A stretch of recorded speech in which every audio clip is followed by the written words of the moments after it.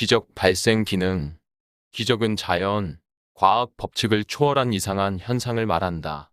다시 말하면 불가사의한 초자연 현상이라고 말할 수 있다. 하나님을 믿지 않는 세상 사람들도 다 아는 모세의 기적이 대표적인 초자연 현상이라고 말할 수 있다. 초자연 현상은 주님의 경고이자 선물이다. 그 이유는 인간들이 극도로 타락하고 세상의 때가 임박함을 놓고 주님은 잃어버린 양 한 마리라도 구하기 위해 주님의 일꾼들에게 초자연 현상을 통하여 뜻한 바를 알린다. 그것을 받은 신앙인은 간증 또는 글로써 세상 사람들에게 알리는 것이다. 따라서 초자연 현상을 경험한 신앙인들은 수없이 많다.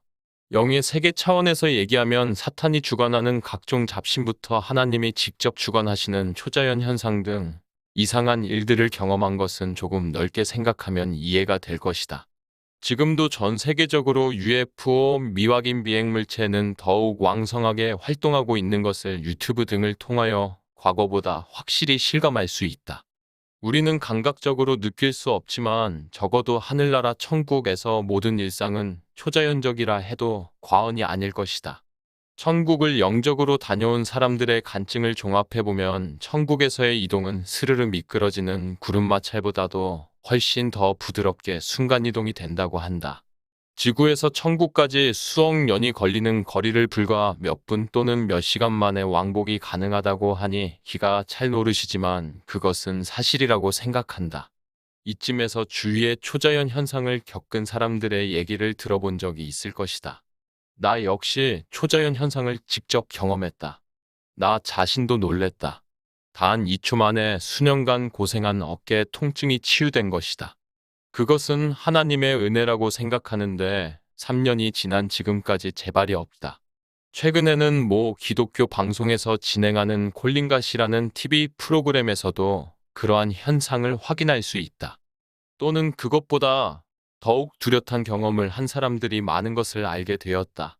그것은 창조주 하나님만 아는 비밀이다. 예수님은 직접 많은 아픈 사람들에게 말씀으로 낫게 해주셨다. 심지어는 죽은 사람도 살려냈다. 성경에서 예수님께서 모두 3번에 걸쳐서 죽은 자를 살리셨다. 첫째, 예수님은 누가복음 7장에서 나인 성과부의 죽은 아들을 살리셨다. 둘째, 예수님은 누가복음 8장에서 회당장 야이로의 죽은 딸을 살리셨다. 셋째, 예수님은 요한복음 11장에서 죽은 나사로를 살리셨다. 예수님은 이 땅에서 올라가셨지만 지금도 여전히 그의 사도들은 세계 곳곳에서 아픈 사람과 죽어가는 사람들을 예수님의 권능으로 고치고 살리신다. 그러나 그러한 경험을 한다는 것은 구원을 다 받는다고 하기에는 나로서는 알 수 없는 노릇이다.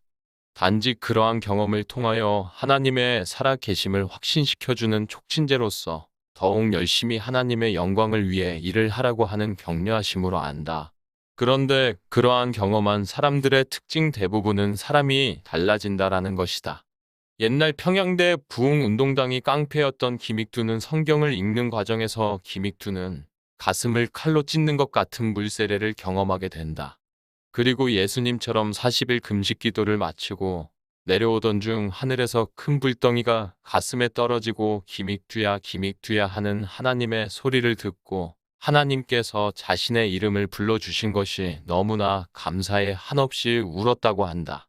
그 사건으로 인해 김익두는 깡패 생활을 완전 청산하고 목사까지 되어 훌륭한 치료 사역을 하다가 6.25 전쟁 때 공산군에 의해 순교당했다.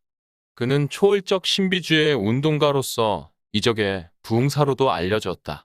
그는 하나님을 영접한 후 순 한문 신약 성경을 1년간 백독을 했다고 한다. 이 과정에서 초자연 현상을 경험한다. 이렇듯 하나님의 살아 계심을 경험을 한 사람들은 그들의 삶이 달라진다.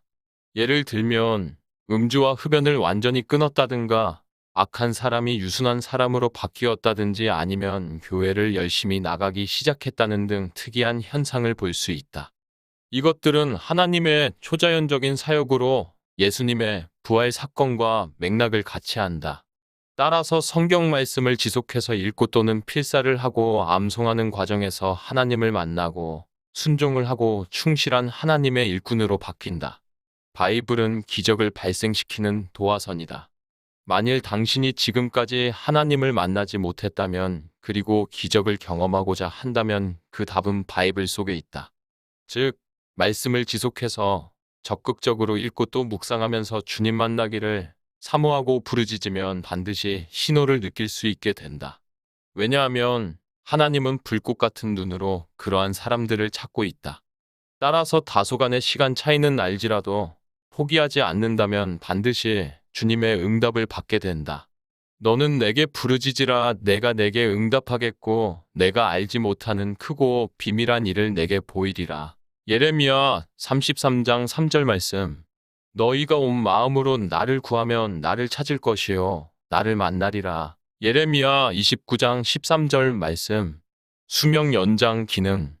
여호와를 경외하면 장수하느니라. 그러나 악인의 수명은 짧아지느니라. 잠언 10장 27절 말씀. 내 아들아 들으라 내 말을 받으라 그리하면 내 생명의 해가 길리라.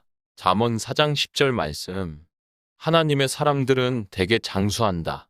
미국의 록펠러는 98세까지 살았고 독실한 크리스천 김영석 교수님은 100세를 넘어 살고 있다. 하나님을 제대로 믿는 사람들은 왜 장수할까? 그 원인을 보면 장수하는 게 정상이다. 물론 독실한 크리스천이지만 일찍 죽는 사람도 있다. 그것은 오직 창조주 하나님만 아는 비밀이지만 대개는 장수한다. 장수할 수밖에 없는 이유. 첫째, 욕심을 내지 않고 마음이 평안하다.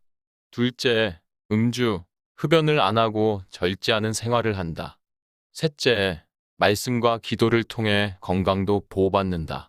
넷째, 찬송가를 규칙적으로 소리를 내부르고 즐겨 폐 기능이 좋아진다.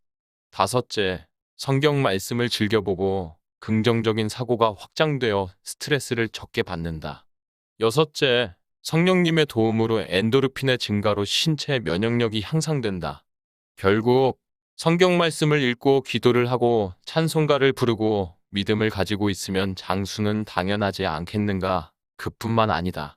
하나님을 제대로 믿는다는 것은 이 세상에서 오래 사는 것은 물론 또 하나의 우주선인 천국에서 영생을 누릴 기회를 얻는다. 이것이 진짜 장수다. 감사드립니다. 다음 편을 기대해 주세요.